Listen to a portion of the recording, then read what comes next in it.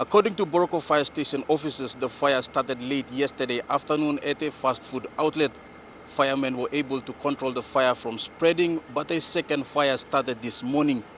Almost 10 business houses have been affected.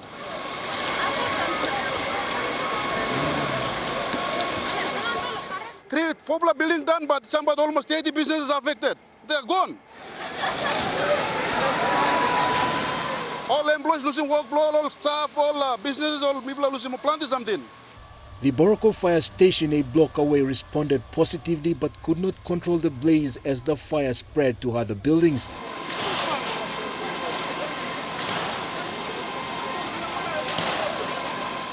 Johnson's pharmacy went down in minutes as the public watched.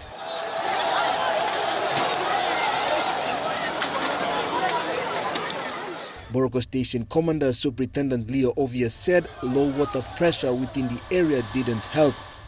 People struggle along water pressure, although hydrants only stop close to, but the pressure was low, so people struggle along water pressure.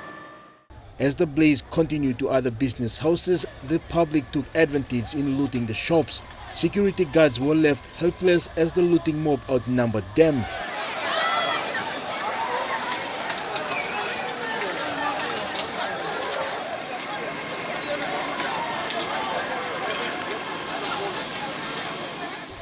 After almost an hour, police arrived at the scene to disperse looters.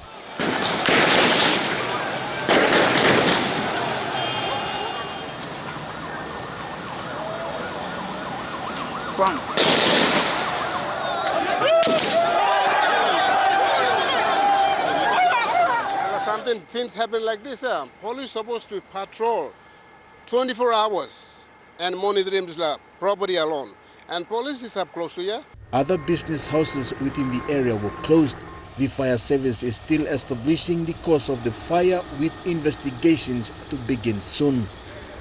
Jack Lapave, Junior National, EMTV News.